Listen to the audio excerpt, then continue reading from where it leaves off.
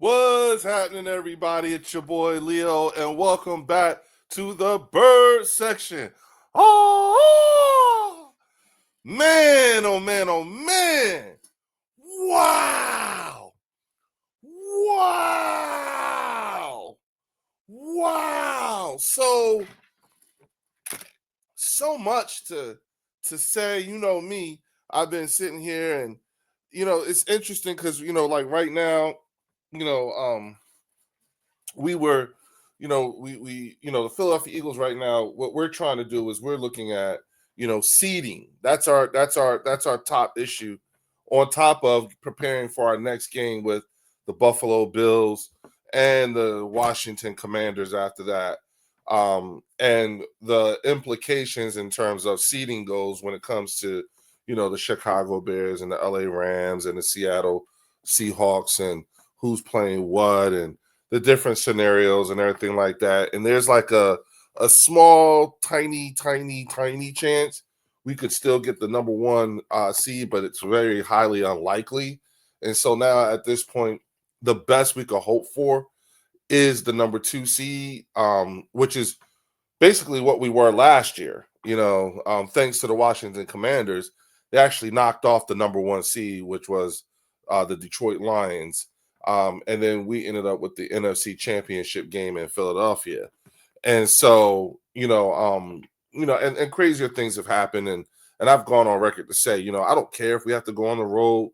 If there's ever an offense and a defense that I think could go into any stadium outside of its own and win, it's this one, particularly if we start to get our shit together and things start clicking. And that's exactly what we've been seeing these last couple of weeks, with the Philadelphia Eagles, with, the offense getting itself in together. It doesn't matter if it was the Raiders or whoever or the Washington Commanders. We didn't care about the opponent. What we cared about was were we playing our game, were we, building on some of the good things that we saw even in the loss to the Chargers. And so we're seeing it now, especially when you look at the run game, which has been a problem the whole year. And so taking a look at that, and these are the things that the Philadelphia Eagles fan base is considering, but then, you have the Dallas Cowboy fan base. And I know I said this, when you're a team that's rated E for eliminated, we genuinely cannot hear you. Okay. And I don't. But there are a couple of content creators out there. There's a few of them out there that can get under your skin a bit, which is what their aim has always been. But the problem is that their way of looking at the world is not rooted in reality. And they're so loud about it, and their peanut galleries, that you would think that this is how the entire fan base would think. And come to find out, the content creators that I know are actually not representing the fan base as a whole accurately. I'll tell you what.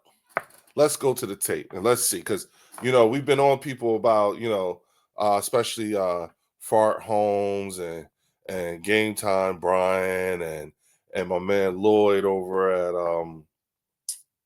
Next Level Sports Lounge. You know what I'm saying? These guys are, one's a Dak lover, the other's trapped in the belly of the beast by living in South Jersey, and the other is just still trying to make his way. His mouth likes to write checks his ass can't cash, and when he gets called out on it, he gets his feelings hurt, and then his peanut gallery helps him lick his wounds and stuff like that. So it's interesting, but let's take a look at what the expanding the Dallas Cowboy fan base and what they really have to say. Okay. You know what I'm saying? So let's take a look at the tape. Into next season. But no, we're getting destroyed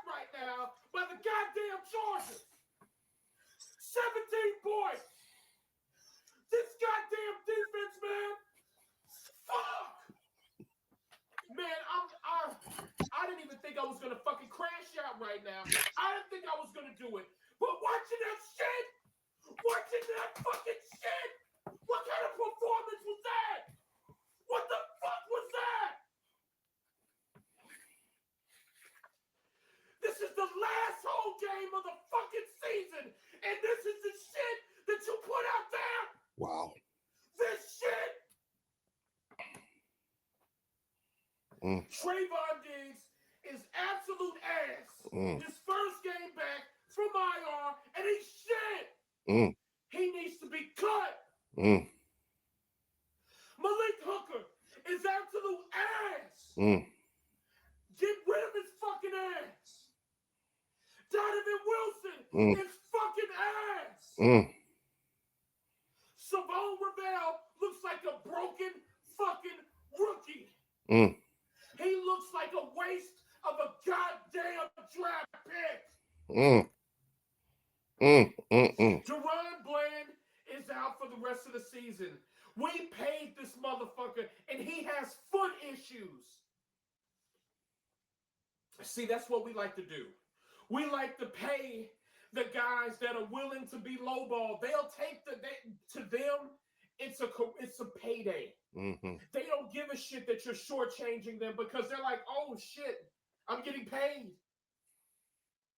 Guys like Jake Ferguson, guys like Deron Bland, guys like Terrence Steele, they will gladly take that money.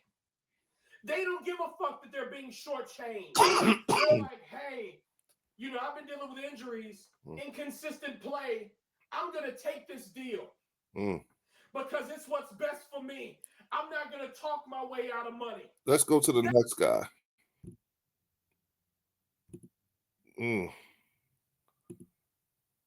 Let's see. I love my man here. Bubba Dub. It's so easy to become a podcaster with Riverside. You just need a concept and a way to record it. Now, I'm tired of the Dallas Cowboys. When we come out in the first quarter, we look good than a motherfucker, don't we? We look like shit. We might do something today. First, second quarter, damn it, we look good. Third quarter is when the goddamn cookies start to crumble.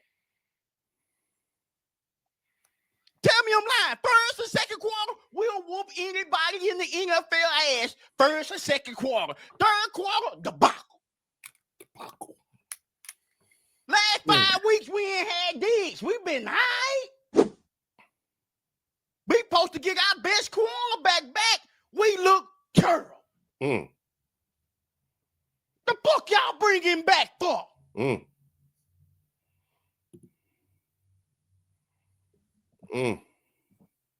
What you bring him back for? That motherfucker got a concussion on his day off.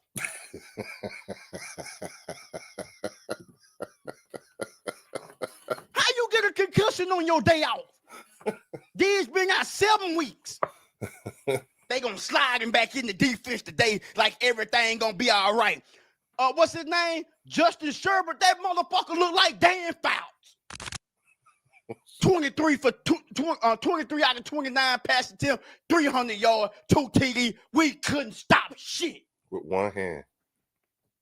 And I wish NFL head coaches could get through our games like NBA coaches get through our game when they get texts. NFL coaches supposed to get texts. Dallas Cowboy coach supposed to have 30 texts this damn year. We need to bring a new rule to the NFL. NFL head coaches are supposed to be able to get texts. I want to see you mad. I want to see the clipboard broke. I want to see you in player face. I want to see your ass pissed off just like me and you. But we don't fucking see it, do we? No. All they keep showing is Jerry Jones spoiled peppermint bark ass up there in the front suite, and I'm tired of looking at it. I'm tired, you tired.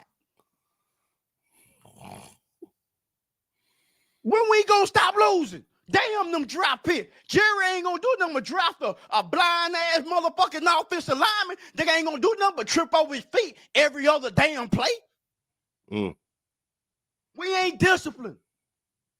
That's why our record reflects what we are. We are not disciplined. Javonte Williams today, will he have 9 carries, 34 yards, a bunch of nothing.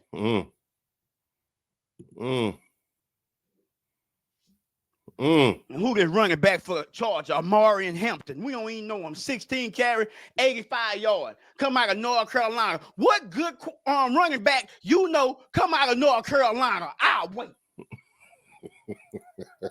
No damn good running backs come out of North Carolina, but when they play the Dallas Cowboys, them motherfuckers look like Walter Payton.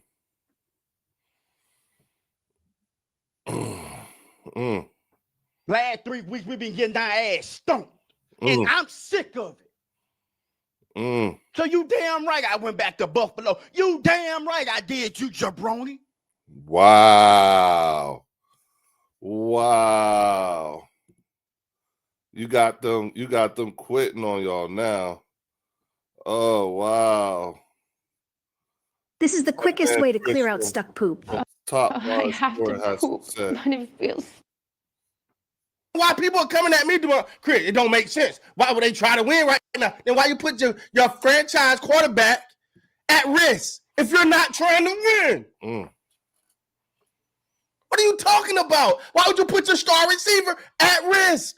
Why would you put your other star, potentially for next year, we'll see how that plays out, at risk? Why would you put your starting guard at risk? And please, if you don't get we'll get them Tyler Smith back in that guard, don't do to him what you did to Tyler, what you did to Lyle Collins. Some people gonna sit here and say, Chris, Lyle Collins was a bum. No, Lyle Collins had the potential to be one of the best guards in the damn league, but they put him at tackle. He was never a tackle. He was meant to be a guard. He was a mauler. He was a bruiser. He'd have been dominant today. But nope, they put him at tackle and ended his career. But we ain't gonna talk about that right now. Y'all better leave me alone, man.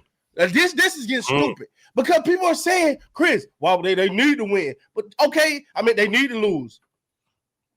Then why would you put Dak on the field? Why would you put CD on the field? Why would you put Booker on the field? Why would you risk injury to people if you're trying to lose? Stop it. They were trying to win this game. Because you know why? They were trying to win this game. Because it looked like the rest of the damn games. Hell y'all talking about? It looked just like the rest of the games, you know, when they have one good quarter or one good half, and then Brandon Aubrey just come out and kick it. Y'all remember the comedian back in the day? I mean, Jack, he was jacking it, boy. Y'all remember him? Yeah, y'all probably don't. I'm old. Anyway, this notion that the Cowboys were not trying to win is bullshit. And y'all know that they were trying to win. The problem is, and I keep hearing, if I hear one more person talk about, hey, we just got to fix the defense. No, you got to fix your non-scoring ass offense too. What are we talking about? Yo, dog, I'm starting to blame some of these damn fans. Got to take some blame for the Cowboys because we just co-sign any damn thing they do. Yeah. We sit here and watch a team that I've been pointing out all year. Yo, they lost the game because of this. They had 3 opportunities to win this game, but they didn't. They did score this many times. Yeah. Hey, they did not score a damn point in the second half. And I got people telling me, well, it's okay. It's okay because they ain't need to win anyway. No, it's not. No, it's not okay because we seen this when it mattered. We seen this when it damn mattered. They were doing this.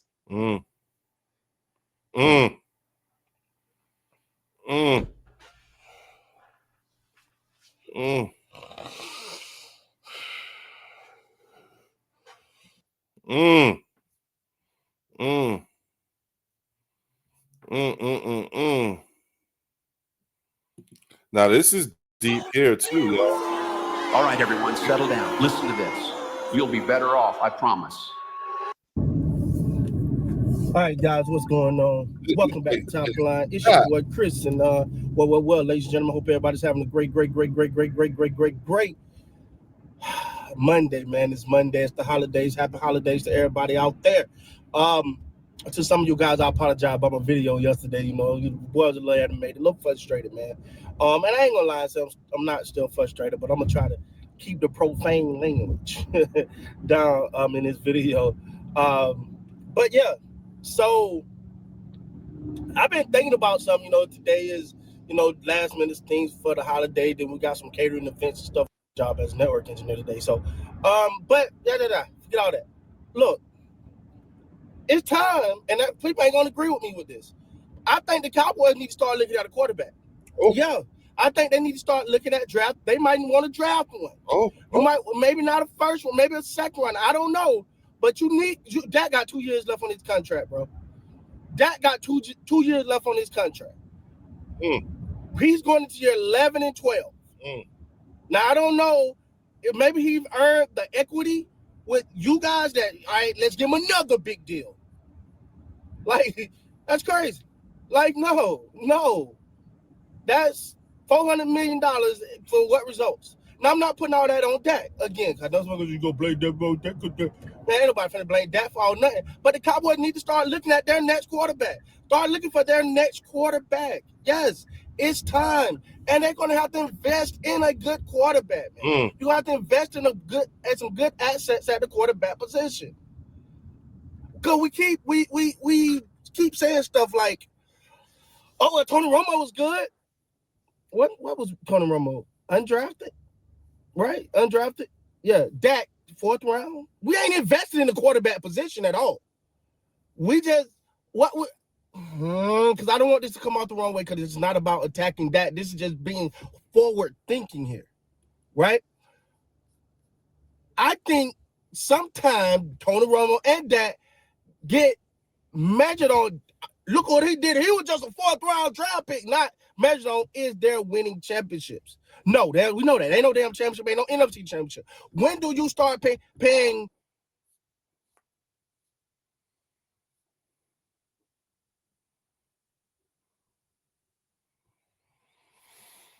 We're not gonna take it there. I'm a, because that was some. So there's some Cowboy fans who ain't representing correctly. Now that I know that they all don't think that way, it's crazy. How only a few can mess it up for everybody else, and so now we know. You know what I'm saying? So listen, you know what I'm saying?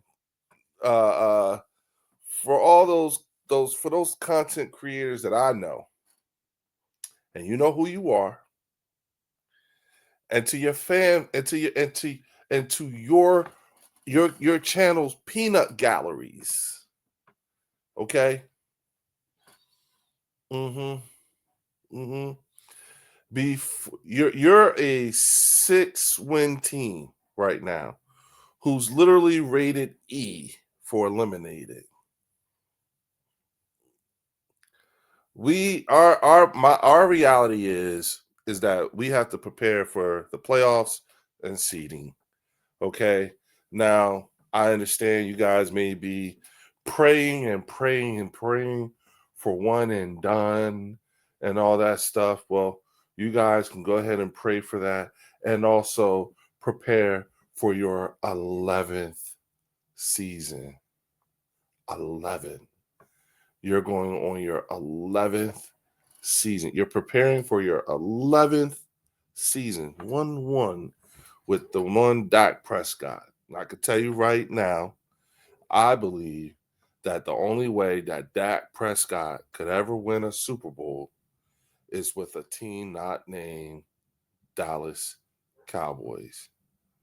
Okay? We have had to stomach listening to you all talk about and shoot down your coordinators, be it an offensive coordinator like Kellen Moore or a defensive coordinator like Dan Quinn. And then as soon as they leave the Star, they have all kinds of success. I mean, wow. Dan Quinn went to the national champion, the NFC championship game last year. Kellen Moore won him a Super Bowl last year, and it's not just regulated to the getting away from Dallas means success isn't regulated to just coordinators. I mean, hey, Al Harris is getting ready for the playoffs and he's with Chicago. Y'all should have never let him go out the door, but you did. Okay. And then Let's look at the players. You know, torn ACL and all. I bet you any amount of money Mike is happy to be away from Dallas right now because of the way, and that's brand new because the only way Jerry did him. And mind you, this is a year after he went to bat for the Cowboys against DeMarcus Lawrence, who said, "I'll never win a Super Bowl in Dallas." Starting to look mighty prophetic right now. For real. For real. Okay? Now, these are not Leo's words. Okay? As we just saw. These were not the words coming from other Eagles fans. This was coming from Dallas Cowboy content creators. You know what I'm saying? Who don't sound like the ones we've normally been hearing, particularly those on my channel. So, Fart, Game Time, Lloyd, Momo. Momo's a closet Dallas Cowboy fan. Jesse Montanez, closet Dallas Cowboy fan. And the rest of the peanut galleries on those channels and stuff like that, yes. Just shh. You're rated E, okay? You're rated E for eliminated. When you're rated E for eliminated, silencio, silence.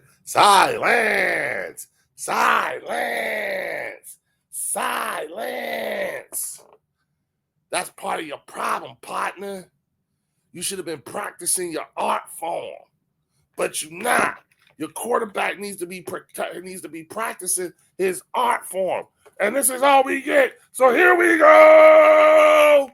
You know what I'm saying? Here we go. As soon as that gets away from Dallas, these right here will go away. Okay? Now, remember now, I'm on the record. I'm on the record on Far Holmes' channel. I said not only are we going to repeat, not only were we going to win the Super Bowl, but we were going to repeat and threaten the three-peat. So, right now I'm looking, like, okay.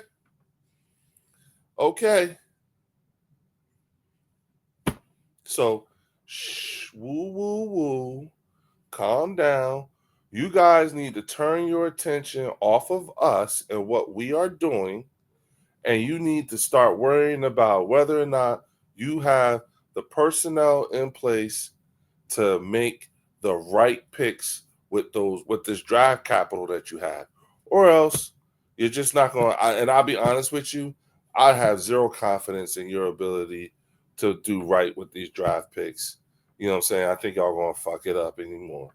So we'll see, unless y'all get the right kind of people in here and the right kind of coaching, the kind that can hold a quarterback accountable, the kind of coaching where the coach is a bigger personality than the quarterback, that the owner isn't threatened by, then that's when y'all probably start seeing better days. Okay. But right now, you are what your record says you are, like your coach, Bill Parcells, says. You are what your record says you are. And I told you all at the beginning of the season that you were nothing more than a tune-up team, a get-right team. Yes, we split. Okay. But I said you weren't going to, when you beat us, you were going to do the same thing that the Giants did when they beat us. Nothing. You did nothing with it. You didn't catch up with us. You didn't. When we lost, you lost. You did nothing. Absolutely nothing. Nothing at all. So what? We split with you. So? It's okay. We split with you. But we're in the playoffs. And you're not. Yeah.